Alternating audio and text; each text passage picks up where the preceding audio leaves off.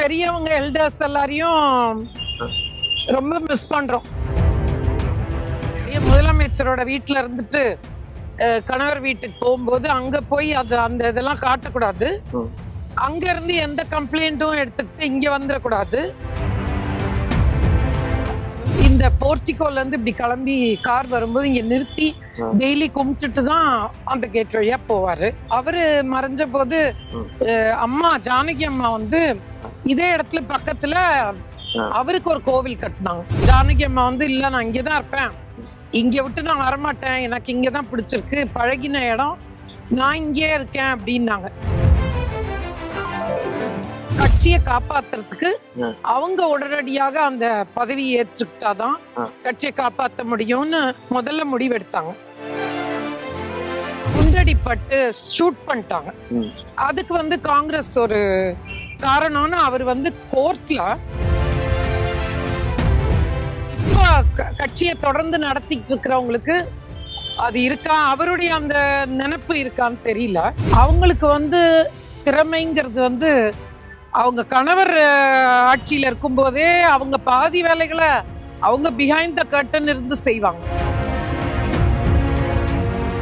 அன்பு நெஞ்சங்களுக்கு இனிய இனிய வணக்கங்கள். நான் உங்கள் சகோ சே இளங்கோவன். ஒரு முக்கியமான இடத்துக்கு வந்திருக்கங்க. சுத்தி அப்படியே பசுமையா இருக்கு இல்லையா? சென்னையில் பசுமை. இவருடைய ஆட்சி காலமும் பசுமை நிறைந்ததாக இருந்தது அப்படிங்கிறாங்க அவங்களுடைய கழகத்தினர், அவங்களுடைய ஆதரவாளர்கள்லாம். தமிழ்நாட்டுடைய அரசியல் களத்துல இவருடைய பெயர் இல்லாம தமிழ்நாட்டுடைய அரசியல் வரலாற்றை எழுதிவிட முடியாதுங்க. அந்த அளவுக்கு தவிர்க்க முடியாத ஒரு ஆளுமையாக இருந்தவர் மறைந்த முன்னாள் முதலமைச்சரான திரு எம்ஜிஆர் அவர்களுடைய இல்லம், அவருடைய வீட்டுக்கு தான் நம்ம வந்திருக்கோம். அதே போல மறைந்த முன்னாள் முதலமைச்சரான, இன்னும் குறிப்பிட்டு சொல்லணும்னா முதல் பெண் முதலமைச்சரான திருமதி ஜானகி அம்மாள் அவங்களுடைய இல்லத்துக்கு வந்திருக்காங்க. அவங்களுடைய வளர்ப்பு மகளான திருமதி கீதா மதுமோகன் அவங்க கிட்ட தான் எம்ஜிஆர் அவர்கள் குறித்து, ஜானகி அம்மாள் அவர்கள் குறித்து நிறைய விஷயங்களை நம்ம பேச இருக்கோம். ஏன்னா இது ஜானகி அம்மாள் அவங்களுடைய நூற்றாண்டும் கூட. ஸோ நிறைய விஷயங்களை அசைப்போட அவங்க தயாரா இருக்காங்க. அந்த பசுமையான நினைவுகள் உள்ளிட்ட நிறைய விஷயங்கள்ங்க. சரி, நேர்காணலை ஸ்டார்ட் பண்ணிடலாமா?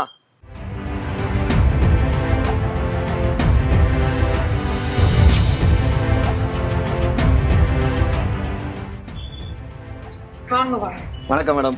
வணக்கம். எப்படி இருக்கீங்க? நல்லா இருக்கேன். நீங்க எப்படி இருக்கீங்க? ரொம்ப நல்லா இருக்கேன். திருமதி கீதா மதுமோகன், மறைந்த முன்னாள் முதலமைச்சரான முதல் பெண் முதலமைச்சரான திருமதி ஜானகி அம்மாள் அவங்களுடைய வளர்ப்பு மகள். அவங்கள பத்தி நிறைய விஷயங்கள் நம்ம கிட்ட பேச இருக்காங்க.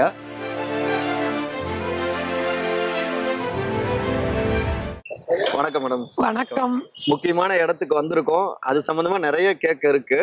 ஆனா அதோட ரொம்ப முக்கியமா உங்களுக்கும் ஜானகி அம்மாள் அவங்களுக்குமான அந்த உறவு முறை, நீங்க எப்படி அவங்களுடைய வளர்ப்பு மகளா? நீங்க ஜானகி அம்மாளுடைய தம்பி நாராயணனுடைய இரண்டாவது டாக்டர். நானு 3 மாத குழந்தையா இருக்கும் போதே ராமாவரம் தோட்டத்துல வீடு ஷிஃப்ட் பண்ணாங்க. அப்போல இருந்து நான் இங்க இருக்கேன். இங்க வளர்ப்பு மகளா ஆனேன். அன்று முதல் கல்யாணம் ஆகி போற வரைக்கும் இங்கதான் இருந்தேன்.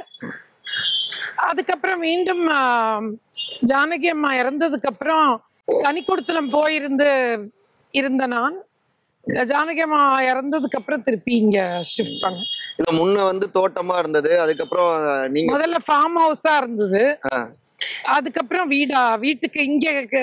அப்ப வந்து அவங்க வந்து அங்க ராயப்பேட்டா வீட்டுல அண்ணன் வீட்லயே இருந்தாரு.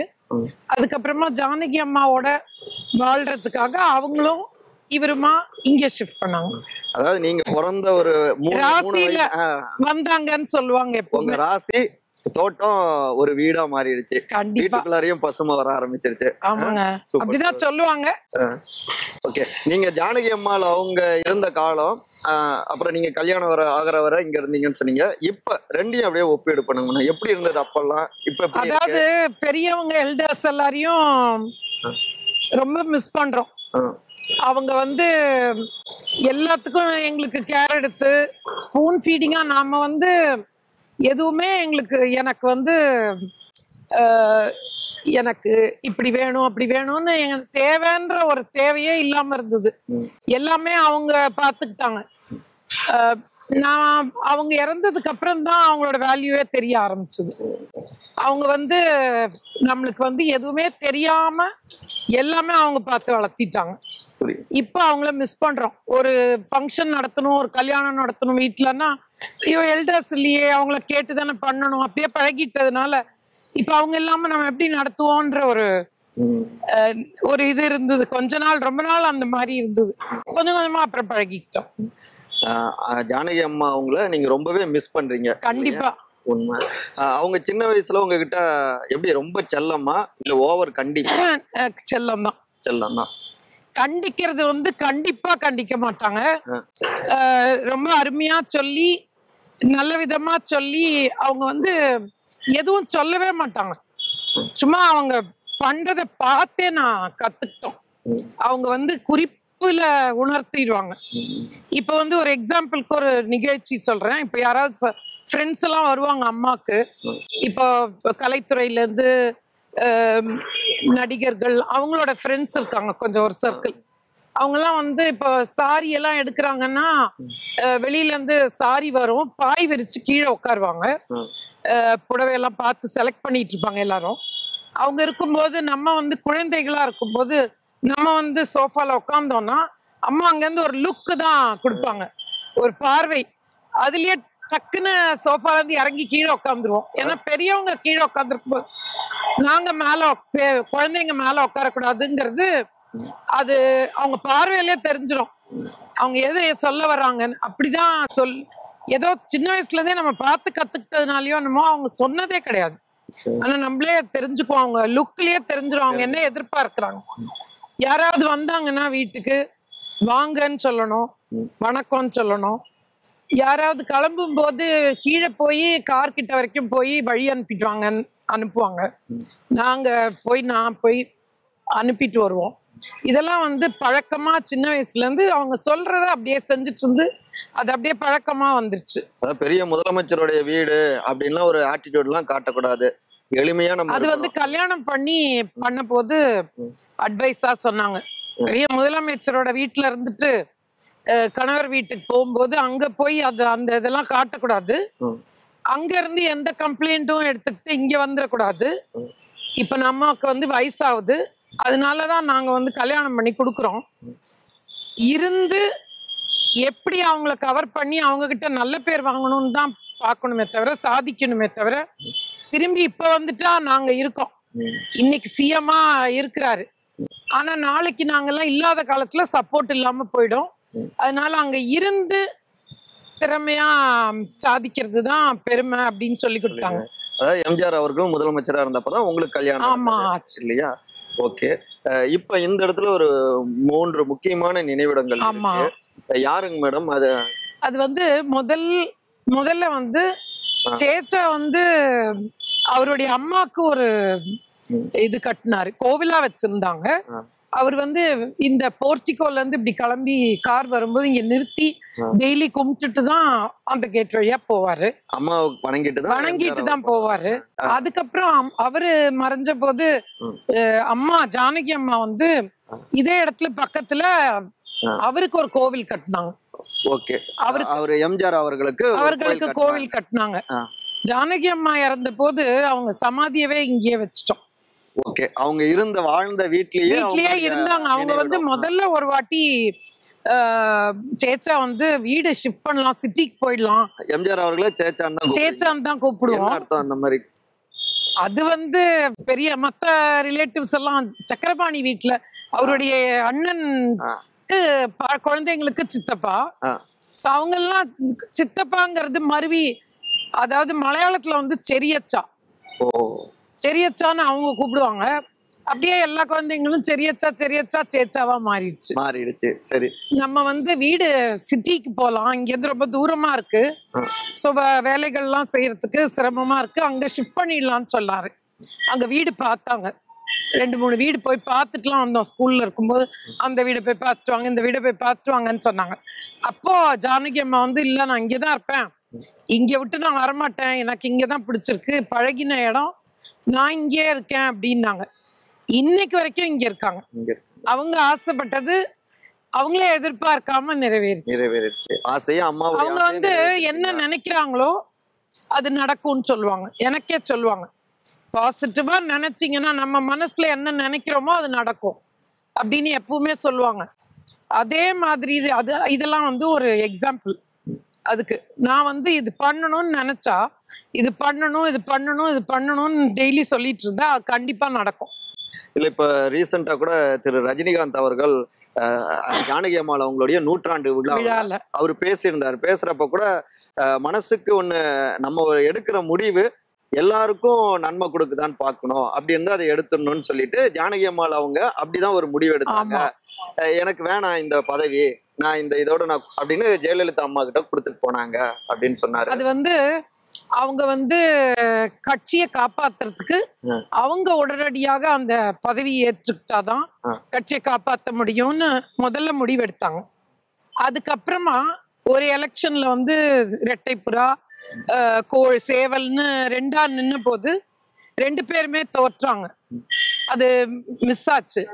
அப்போ ஒரு முடிவெடுத்தாங்க, ரெட்டையிலை இருந்தா அவருடைய சேச்சாவுடைய அந்த பேருக்கும் பதவிக்கும் அந்த கட்சி அவர் ஆரம்பிச்ச கட்சி வந்து நிலைக்கணும்னா விட்டு கொடுத்தாதான் அந்த கட்சியை காப்பாற்ற முடியுங்கிற ஒரு முடிவுக்கு வந்த போது இவங்க தன்னலம் கருதாமல் விட்டு கொடுத்தாங்க. அந்த கட்சி தான் அவங்களுக்கு முக்கியமா பட்டுது அந்த டைம்ல. அதாவது எனக்கு பதவி பொறுப்பு கூட முக்கியம் இல்ல, எங்க கணவர் உருவாக்குனா இந்த கட்சி அந்த சின்ன முக்கியம் அப்படின்னு காப்பாத்தினாங்க. ஆனா இன்னமும் இப்ப சமகாலத்துல அந்த சின்னத்தை ஒட்டி ஒரு பிரச்சனை ஓடிக்கிட்டே இருக்குங்களே. இப்ப பொதுச் செயலாளர் திரு எடப்பாடி பழனிசாமி அவர்கிட்ட அந்த சின்னம் இருக்கு, இருந்தாலும் இரட்டை இலை சின்னத்தை ஒட்டி வழக்குகள் இருக்கு. இப்ப கூட நீதிமன்றம் தெரிவிச்சிருக்காங்க. முன்னாள் முதலமைச்சர் திரு ஓ பன்னீர்செல்வம் அவருடைய கருத்தையும் கேட்கணும் அப்படின்னு சொல்லியிருக்காங்க. அந்த இரட்டை இலை சின்னம் ஒரு பிரச்சனையா இருக்கிறத நீங்க எப்படி பாக்குறீங்க? என்னடா நம்ம அம்மா உருவாக்கி அப்படி இல்ல, ஏடிஎம்கே பார்ட்டியை வந்து எம்ஜிஆர் அவர்கள் உருவாக்குன போது திமுகவுடைய செயல்பாடுகள்ல சரியில்லைன்னு சொல்லி தமிழ்நாடு திமுக கிட்ட வந்து காப்பாற்றணுங்கிற எண்ணத்துலதான் இந்த கட்சியை ஆரம்பிச்சாரு. அவர் இருந்த வரைக்கும் அந்த நோக்கமா நிறைவேற்றிட்டே போனாரு. அவரு என்னைக்கு கட்சி ஆரம்பிச்சாரோ அதுல இருந்து திமுக வரவே இல்லை ஆட்சிக்கு. அதுக்கு முன்னாடி திகாவுக்கும் திமுகவுக்கும் இடையில சண்டை மூட்டி விட்டு டிவைட் அண்ட் ரூல் பாலிசியில பிரித்து ஆளுமை செய்து காங்கிரஸ் கட்சி பண்ணாங்க.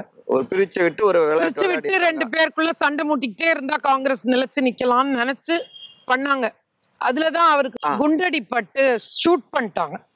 அதுக்கு வந்து காங்கிரஸ் ஒரு காரணம்னு அவர் வந்து கோர்ட்ல எம்ஆர் ராதா தான் சுட்டாருன்னா கூட கோர்ட்ல கேஸ் பேப்பர் இப்ப கூட தினத்தந்தியில திருப்பி போட்டாங்க. இன்னொரு வாட்டி அந்த கேஸ் ப்ரொசீடிங்ஸ் எல்லாத்தையும் அவர் கோர்ட்லயே சொன்னாரு, இதுக்கு காரணம் வந்து திமுக வளரக்கூடாது, நான் இருந்தா திமுக வளரும்ட்டு என்ன முடிச்சிடணுங்கிற பிளான்ல பண்ணது சூழ்ச்சி தானே தவிர இவரு காரணம் கிடையாது, தூண்டி விட்டு பண்ணதுன்னு சொன்னாரு. என்னைக்கு அவரை சுட்டாங்களோ அன்னைக்கு அதுக்கப்புறம் காங்கிரஸ் இன்னைக்கு வரைக்கும் தமிழ்நாட்டுல கிடையாது. அதே மாதிரி அவர் என்னைக்கு ஏடிஎம்கே ஆரம்பிச்சாரோ அவர் இறந்து போற வரைக்கும் திமுக கிடையாது. அந்த ஒரு அவருடைய நோக்கம் அது வந்து இப்ப கட்சியை தொடர்ந்து நடத்திட்டு இருக்கிறவங்களுக்கு அது இருக்கா, அவருடைய அந்த நினைப்பு இருக்கான்னு தெரியல. அதனால இப்ப நான் வந்து பிஜேபியில இணைஞ்சு வேலை செய்யறேன். அது ஏன்னா தமிழ்நாடை காப்பாற்றணும்னா அவங்க அந்த செயலை இப்ப பண்ணிட்டு இருக்காங்க. அது இல்லாம அவங்க வந்து அவருடைய கொள்கைகள் அவருடைய இதெல்லாம் இப்போ பிஜேபியில தான் அதிகமா இருக்கு பண்ணிட்டு இருக்காங்க. திமுக கிட்ட இருந்து தமிழ்நாடு ஃபர்ஸ்ட் காப்பாற்றணுங்கிற ஒரே நோக்கத்துல அவங்க பண்றது எனக்கு பிடிச்சிருக்கு. அது இல்லாம பல விஷயங்கள் அங்க வந்து ஃபர்ஸ்ட் எம்ஜிஆர் என்ற ஆளுமைக்கு ரொம்ப மரியாதை கொடுக்குறாங்க. அந்த மரியாதை அப்படியே தொடர்ந்து எனக்கும் கிடைக்குது. நான் எங்க சென்றாலும் அந்த சிறப்பு எனக்கும் சேர்த்து கிடைக்குது. ஜானகி அம்மாள் அவங்களும் முதலமைச்சரா இருந்திருக்காங்க. அவங்க முதலமைச்சரா இருந்த காலத்துல நீங்க அவங்கள கிட்ட இருந்து பாத்தீங்களா? அப்ப எப்படி இருந்தாங்க? அவங்களுடைய அந்த நிர்வாக திறமை எப்படி இருந்தது? அவங்க வந்து முதலமைச்சர்னு பார்த்தா 27 நாள் தான் முதலமைச்சரா இருந்தாங்க. ஆனா அதுக்கப்புறம் 1 வருஷம் எலெக்ஷன் கேம்பெயினுக்கு போய் எலெக்ஷன்ல நின்னாங்க. அவங்களுக்கு வந்து திறமைங்கிறது வந்து அவங்க கணவர் ஆட்சியில இருக்கும்போதே அவங்க பாதி வேலைகளை அவங்க பிஹைண்ட் த கர்டன் இருந்து செய்வாங்க. ஒரு எம்ஜிஆர் அவர்களுக்கு பின்னாடி இருந்து இவங்க பின்னாடி இருந்து நிறைய செஞ்சிருக்காங்க. என்ன ஒரு 2 உதாரணம் ஏதாவது தெரியும்? ஹெல்ப்னா அவரு அங்கிருந்து இன்ஸ்ட்ரக்ஷன் ஏதாவது கொடுத்துருவாரு. எல்லா வேலையும் அவரால் செய்ய முடியாது. அப்படி இருக்கும்போது சில வேலைகள்லாம் அவங்க கிட்ட ஆர்கனைஸ் பண்ண சொல்லிடுவாரு. எல்லா ஏற்பாடுகளும் அவங்க பண்ணுவாங்க. அவங்களுக்கு வந்து நிர்வாக திறமைங்கிறது ரொம்ப அதிகம். ஆனா பப்ளிசிட்டி கிடையாது. அவங்க பின்னாடி இருந்து அவருடைய புகழுக்காக வேலை செஞ்சாங்க. அவருடைய கனவு நனவாகிறதுக்கு அவங்க முக்கிய பங்கு வகிச்சாங்க. ஒரு நிழலாக இருந்து வேலைகளை செஞ்சாங்க. அவருக்கு துணையா இருந்து அவரு செய்யணும்னு நினைக்கிறதெல்லாம் செஞ்சாங்க. பாதி வேலை இவங்க செஞ்சாங்க. அதனால அவங்க கூடயே இருந்து ஹெல்ப் பண்ணாங்க. பிரபலத்தன்மை வேணா இல்லாம இருக்கலாம், ஆனா நிர்வாகத்துல பக்கா அப்படின்னு. ஆமா, கண்டிப்பா. 2 பேருக்கு இடையிலான அந்த காதல் அன்பு எப்படி இருந்தது? வெளியில பார்த்தா அவருடைய கம்பீரமே வேற லெவலு. அவர் அப்படி வராருனாலே அவ்வளவுதான் மாசா இருக்கும். வீட்டுல அவர் எப்படி இருப்பாரு? குறிப்பா ஜானகி அம்மாள் அவங்க முன்னாடி எப்படி இருப்பாரு? அவருக்கும் ஜானகி அம்மாவுக்கும் இடையில இருந்த அந்த